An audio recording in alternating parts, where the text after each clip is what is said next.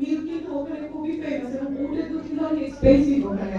So এখানে মানে বাঙালির আসলে একটা প্রবলেম, আমি তাদের রেসপেক্ট করি, বাট বাংলাদেশের মানুষের প্রবলেম ভালো কথায় হাসে, খারাপ কথায় হাসে।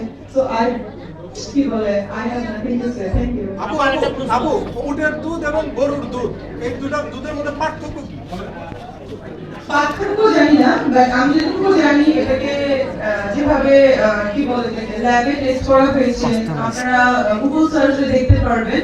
সো উটটা তো একটা বড় প্রাণী, সো এর সবকিছু অনেক বেশি বেশি করা হবে, ডাবল হবে।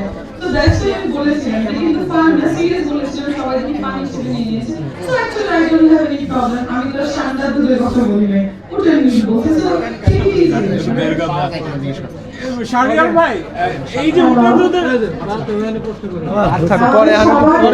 চিত্রনায়িকা রয়েছে যারা তার ব্যস্ত শিডিউল থেকে সময় বের করে আমাদের অনুষ্ঠানে এসেছে এবং অনেক